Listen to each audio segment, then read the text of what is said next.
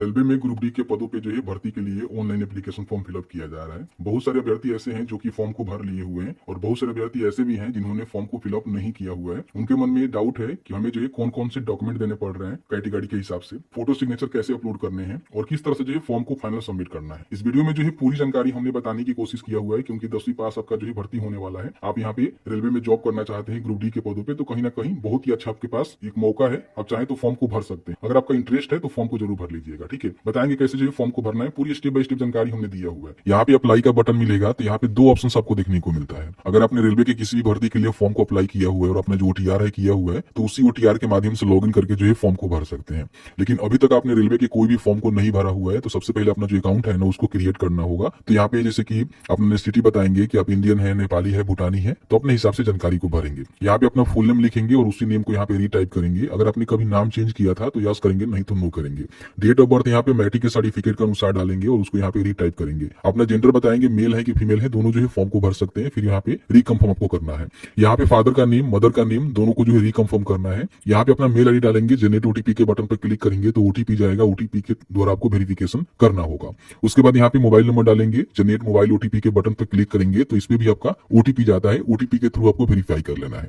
यहाँ पे अपना जो आधार वेरिफिकेशन है वो आपको करना होगा। तो यहाँ पे आधार नंबर डालकर जनरेट ओटीपी के बटन पर क्लिक करके अपना जो आधार है ना यहाँ से वेरीफाई करेंगे। ठीक है, उसके बाद एक पासवर्ड आपको यहाँ पे क्रिएट करना है जिससे आप हमेशा जो है लॉगिन करके रेलवे के किसी प्रकार की कोई भर्ती आएगी उसका जो है फॉर्म आसानी से भर पाएंगे। तो पासवर्ड जैसे कि मान लीजिए एग्जांपल के तौर पे आपको बताते हैं कि आपका नाम राम है तो आर बड़ा लिखिएगा, राम लिखिएगा और कुछ स्पेशल कैरेक्टर एंड हो सकता है, ये डायरेक्ट हो सकता है, कुछ भी लगाकर कुछ अंक यहाँ पे डाल सकते हैं। ठीक है, उसी पासवर्ड को यहाँ पे कंफर्म करेंगे और कंफर्म करने के बाद आई एम नॉट रोबोट इस पे आपको टिक करना है और यहाँ पे प्रीव्यू एंड क्रिएट अकाउंट के बटन पे क्लिक करेंगे तो आपने जो भी जानकारी फिल आउट किया हुआ है उसका प्रीव्यू आपको देखने को मिलेगा और आधार सत्यापन भी करना पड़ सकता है। ठीक है, तो आधार सत्यापन करने के बाद अकाउंट को क्रिएट कर लेंगे तब यहाँ पे आपको लॉगिन करने की आवश्यकता होगी। तो इस तरह से अपना जो अकाउंट है उसको क्रिएट कर लीजिए। लेकिन उससे पहले आपको बता दें कि रेलवे की भर्ती का कहीं ना कहीं फॉर्म को भर रहे हैं तो आपके पास जो एक बहुत ही अच्छा बुक होनी चाहिए जिसके माध्यम से अपनी जो तैयारी है ना वो बेहतर कर पाए। मेरे पास जो है चक्षु प्रकाशन का ग्रुप डी का जो है बेस्ट बुक होने वाला है जो कि देख सकते हैं कि जो भी इनका सिलेबस है उसके अकॉर्डिंग ही इसको तैयारी किया गया है जिसके माध्यम से आप अपना जो तैयारी है ना बहुत ही अच्छे ढंग से कर सकते हैं। ठीक है, इंटरफेस आप देख सकते हैं, हालांकि आपको उतना तो अच्छे ढंग से नहीं दिख रहा होगा लेकिन मेरे हिसाब से ये बुक जो है बढ़िया होने वाला है और इसमें जो है 2 सॉल्व पेपर भी आपको देखने को मिलेंगे और 25 जो है प्रेक्टिस सेट भी दिया गया है जिससे अपना जो भी प्रैक्टिस है वो कर सकते हैं। ठीक है, इसके साथ ही साथ देखेंगे तो अलग अलग आपको चाहिए सब्जेक्ट का, जैसे कि मैथ का चाहिए तो मैथ का भी आपको अलग से मिल जाएगा। अगर आपको यहाँ पे सामान्य ज्ञान का चाहिए तो अलग से सामान्य ज्ञान का मिल जाएगा। अगर आपको यहाँ पे रीजनिंग का अलग से चाहिए तो रीजनिंग का भी अलग से आपको देखने को मिल जाएगा। इन सभी बुक का जो लिंक है ना हमने डिस्क्रिप्शन बॉक्स में दिया हुआ है, बड़ी आसानी से आप अमेजॉन, फ्लिपकार्ट के माध्यम से ऑर्डर कर सकते हैं या फिर आपके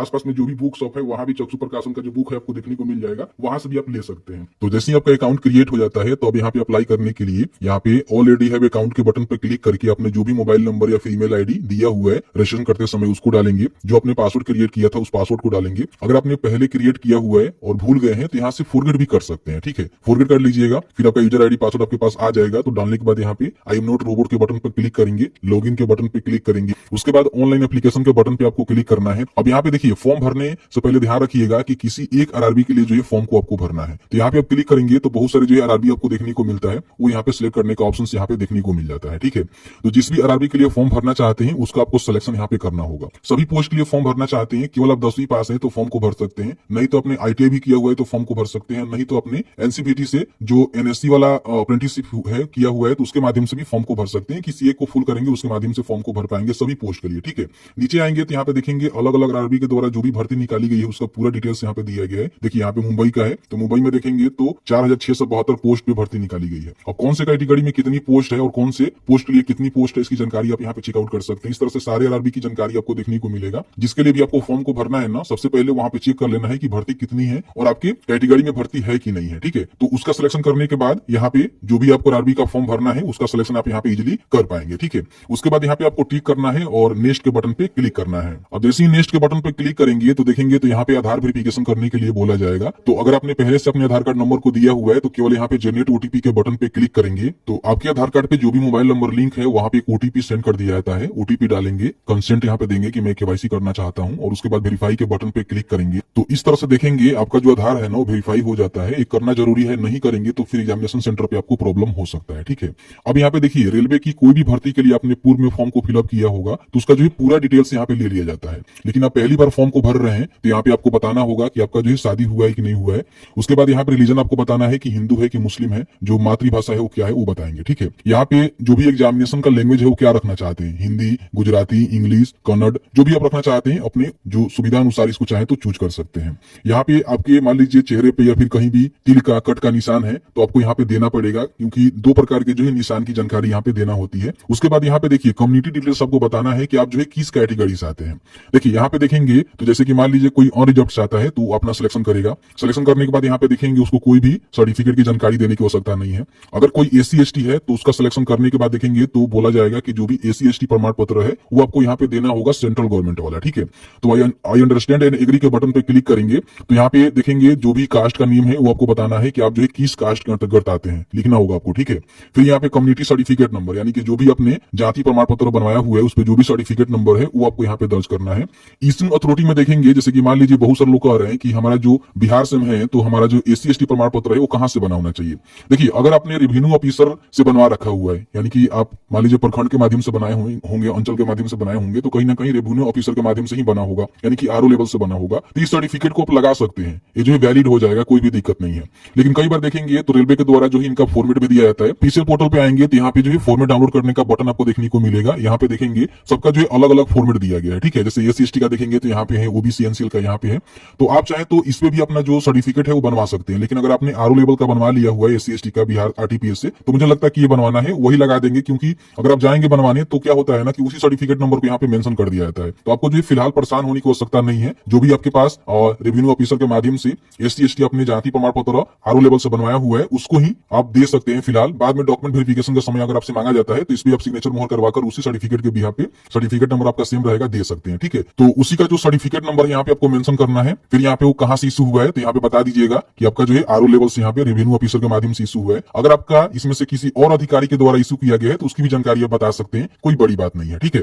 उसके बाद यहाँ पे जो भी अपना UT है बताएंगे कि आपने जो है कहाँ से बनवाया हुआ है, तो मेरा बिहार से बना हुआ है तो बिहार का ही बताएंगे।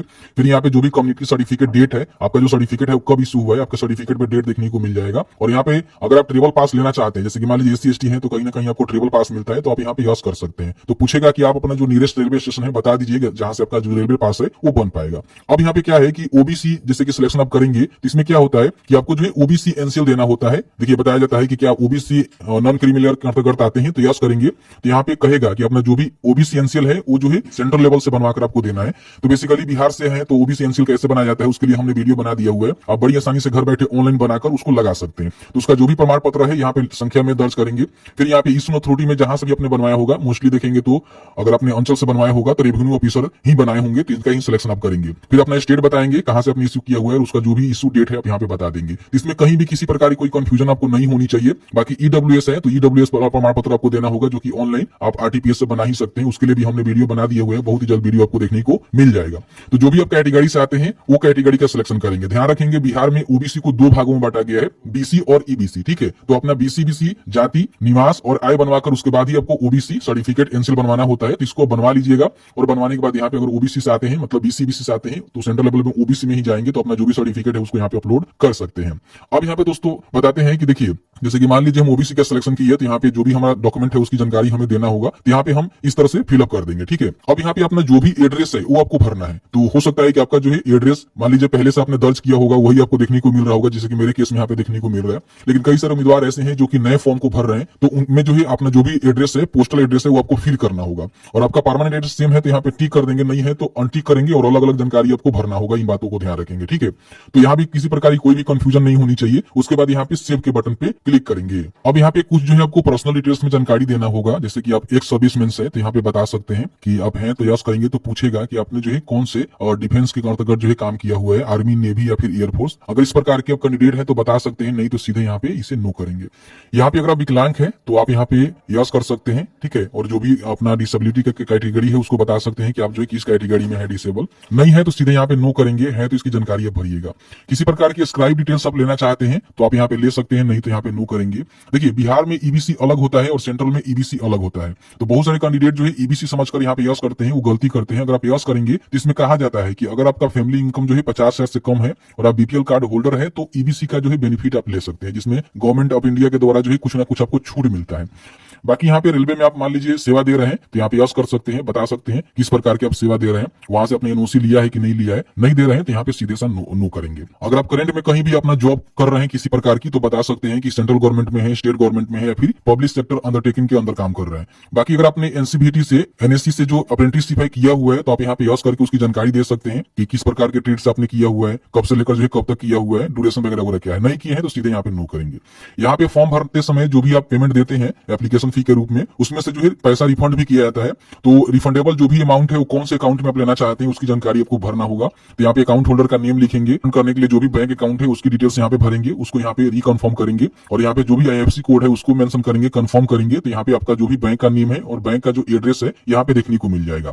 इसको भरने के बाद जो है सेव करना है, सेव के बाद यहाँ पे नेक्स्ट के बटन पे क्लिक करना है। अब यहाँ पे क्वालिफिकेशन का डिटेल्स आपको फिल करना है। तो पहले अगर आपने फॉर्म को फिलअप किया होगा तो यहाँ पे मैट्रिकुलेशन की जानकारी आपको देखने को मिल जाएगा। अगर आप पहली बार फॉर्म को भर रहे होंगे तो यहाँ पे अपना जो भी मैट्रिकुलेशन की जानकारी है आपको भरना होगा। और बाकी देखेंगे तो अगर आपने 10वीं के साथ साथ आईटीआई भी किया हुआ है तो फॉर्म को भर सकते हैं, या फिर आपने एनएससी से जो अपना अप्रेंटिसशिप किया हुआ है तो वो भी फॉर्म को भर सकते हैं। नहीं तो केवल मैट्रिक पास है तो आप यहाँ पे फॉर्म को भर सकते हैं, कोई भी आपका दिक्कत नहीं होने वाला है। उसके बाद नेक्स्ट के बटन पे क्लिक करेंगे। अब यहाँ पे अपना जो फोटो सिग्नेचर है उसको अपलोड करना है। सबसे पहले फोटो के रिगार्डिंग हम जानकारी देते हैं, फिर बताएंगे सिग्नेचर आपको कैसे अपलोड करना है। जो भी आपका फोटो होनी चाहिए इस तरह से जो है साफ सुथरा होनी चाहिए, इस तरह से फोटो अपलोड मत करिएगा, नहीं तो आपका जो फॉर्म है ना वो रिजेक्ट हो जाएगा।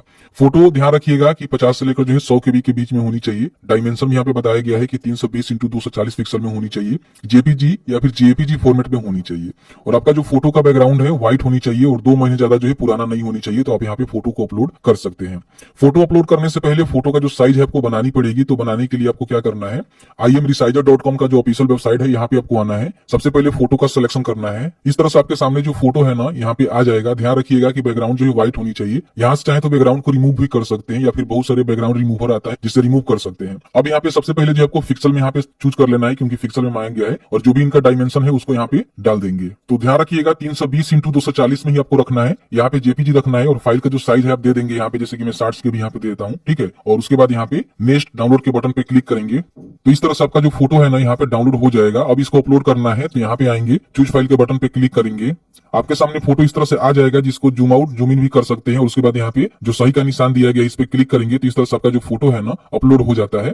फिर यहाँ पे आपको जो है सिग्नेचर अपलोड करना है। तो सिग्नेचर का जो साइज होनी चाहिए बताया गया है कि 30 केबी से लेकर 50 केबी के बीच में होनी चाहिए, 140x60 पिक्सल में, और जेपीजी फॉर्मेट में होनी चाहिए। ब्लू या फिर ब्लैक इंक के साथ व्हाइट पेपर पे आपने सिग्नेचर किया हुआ है उसको स्कैन करके यहाँ पे अपलोड करना है, ठीक है। इसके लिए क्या करेंगे कि आप यहाँ पे आएंगे और अपना जो साइज है ना सिग्नेचर का बना लेंगे और जो भी पिक्सल में बोला गया है उस पिक्सल में इसको बनाएंगे। यहाँ पे ध्यान रखिएगा 140x60 पिक्सल में इसको रखना है, ठीक है। उसके बाद इसको जेपीजी में रहने दीजिएगा और फोटो का जो साइज है ना यहाँ पे 40 केबी ही में रखते हैं हम इसको। और यहाँ पे हम डाउनलोड के बटन पे क्लिक करते हैं, थोड़ा सा वेट करिएगा, इस तरह से आपका जो फोटो है डाउनलोड हो जाएगा। लेकिन देखेंगे तो 11 केबी में ही आपका डाउनलोड हुआ है, ये जो है 30 केबी से ऊपर होनी चाहिए। इसके लिए आपको क्या करना है, इसके लिए अपने कंप्यूटर के ब्राउजर में इंक्रीज इमेज साइज सर्च करेंगे। फर्स्ट में ये वाला वेबसाइट आपको देखने को मिलेगा, यहाँ से ओपन करेंगे, यहाँ से सिग्नेचर का सिलेक्शन करेंगे। आपको जितना भी साइज में बनाना है वो यहाँ पे मेंशन करेंगे और इंक्रीज साइज के बटन पे क्लिक करेंगे। इस तरह से आपका जो सिग्नेचर है ना उसका जो साइज है इंक्रीज कर दिया जाएगा। डाउनलोड के बटन पर क्लिक करके डाउनलोड करेंगे, चूज फाइल के बटन पे क्लिक करेंगे, जहां भी सिग्नेचर है अपलोड करेंगे। इस तरह से आपका सिग्नेचर अपलोड हो जाएगा, यहाँ पे अपलोड कर देंगे, ठीक है। अब यहाँ पे